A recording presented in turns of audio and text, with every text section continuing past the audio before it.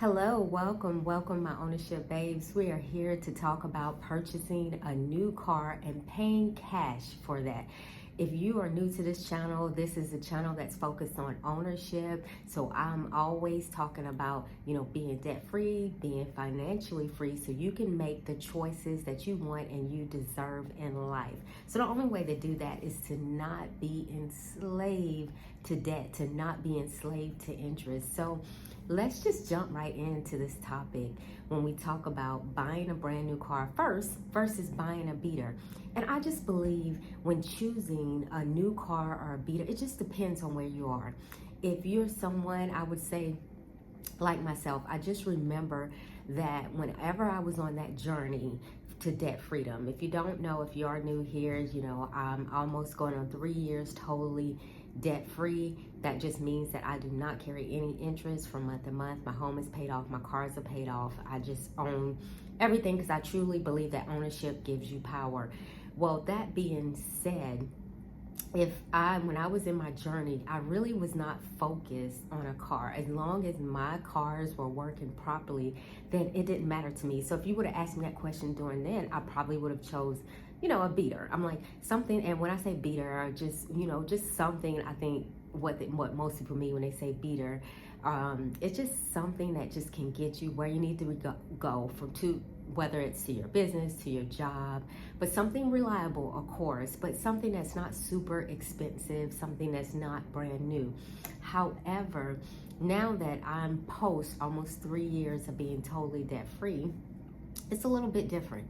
What I feel now is that I've had years of, saving, allowing my money to grow and to work for me. So there would be, if I, and I purchased a brand new car, probably a week or so ago, and I paid cash for it and I purchased a new car because I wanted to make sure, in my opinion, I felt like this was going to be a longevity car, so I wanted to get it brand new.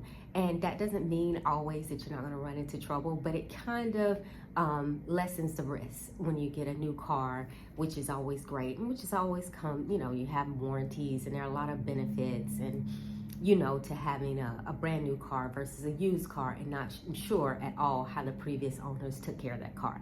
Now, I am an advocate for used cars because I do believe let someone else take the depreciation and then you come along and scoop it up. But however, in this situation, that's not what I chose. I chose the brand new car. So I would say it's really depending on where you are in your financial journey. You don't want to go and purchase this brand new car if you're on that journey to debt freedom and you have not gotten out of debt, you have not built your cash up, you are not cash heavy. If you're not cash heavy, it would be detrimental to do that. So really examining your situation. This is why it is important at that point when choosing a brand new car or a car that's maybe used, is to really think about it and to really think about your situation and what you want out of life financially. Now, when it comes to the the cash or the finance part of it, now here's the thing. I know some people will make an argument and say, a car is a depreciable asset. It is. I 110% agree with that. It is not. As soon as you drive it off the lot, the value has depreciated. Sort of like what's happening in America right now, where stocks are depreciating. But this, and I laugh about that because it's not funny, but I'm just telling you guys, you cannot control the things that are happening around you. The only thing you can truly control is what's happening within you. So I just have to keep a smile on my face and laugh about it and not allow these things to change me, and definitely not to allow people to change me at all. So I'm just laughing, just staying positive in the whole entire situation, because I know we all have lost money during these challenging times, but it's okay. I mean, we'll get through it. And so let me get back on topic. When talking about whether to finance or cash, some people say, well, if you purchase, let's say, for example, a $30,000 car, you drive it off the lot, in 5 years, it's probably going to depreciate maybe $20,000. I don't know. And some people are going to say, well, over 5 years, you could have invested that money and it could have grown and been more of a appreciating asset for you. And Agreed, I understand that. However, it goes back to the point I just made. You have to look at your financial situation. It's that why would you want? So, a person like me that's totally debt free, as I said, no one has been able to put their thumb on me for years because I don't have any debt. I don't owe anyone. You know, I don't need to borrow money from anyone because I can borrow from myself. Why would I finance? It doesn't make sense. And am talking about personal. I know people have their business strategies and things of that sort. I do as well, but I just know that personally, why would one want to do that? So definitely would not do that. So in my situation, I was like, it was imperative that I just pay cash for it. If you want to know how I was able to pay cash, all those sessions, I have plenty of sessions on how I got to where I was, but I paid cash and I cut the check. Now, I want to talk about how you can pay cash. Now, there's different options. If you're going to pay cash for a car, you definitely want to ask the dealer what's their best form of payment that they suggest. Don't bring in, no one wanted me to bring in a suitcase of cash, so I definitely didn't do that. All I did was just go to my bank, one of my banks, and just got a cashier's check for the amount that I needed and took it in there. Of course, I could have wrote a check, but who writes checks anymore? I'd had to look for a check. But I could have wrote a check if I wanted to as well. Some will also accept bank drafts as well. Just know that when you're paying cash for something and it's over $10,000, that it will be reported to the IRS. Anything over $10,000, so it's sort of like you taking $10,000, you deposit in the bank cash. They're gonna have to report that to the IRS.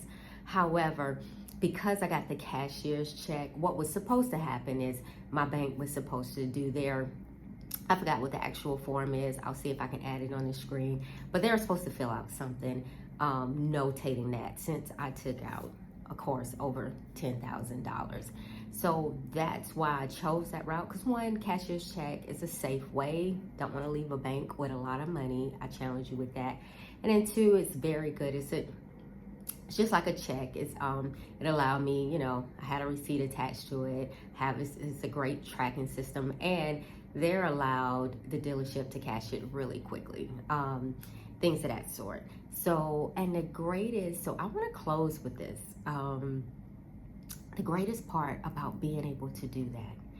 See, right now, when a lot of people are panicking, and I truly understand. Like I said, the smile you see is because I'm always going to smile. I'm not going to allow people or things to take my joy from me. But I was able to do that because of the things that I have done over the years, the things like the sacrifices I made, making sure that I was, you know, getting out of debt, staying out of debt, making sure I was making the right choices, adhering to a budget so I don't have to closely adhere to it now because it's already a part of me. So, and these are the things I've talked about in previous sessions. So that allowed me to get to the point, and I will tell you the point I am is I haven't thought twice about it. I haven't thought twice about all the money that I spent, why it was there. I had it there. I still have money there.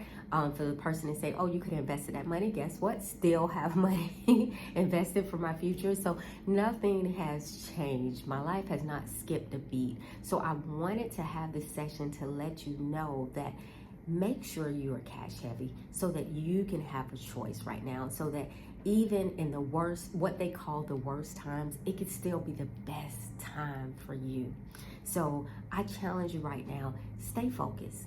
Stay focused on your goals. Do not get caught in this credit finance trap. It's not worth it. It's not worth it at all. I will tell you. And the great thing where I'm at now is I'm able to enjoy the ride. Just enjoy the car. It's a second car that I have. I'm going to enjoy it when I want to drive it. Probably not going to drive it every day, but I'll enjoy it. And that's how your purchase should be. It should be debt-free, it should be guilt-free, and most importantly, it should be stress-free. If not, then it's not the purchase for you. My ownership babes, thank you for tuning in. Until next time, what to look forward to is I have to go back to talking about shoes. You know it.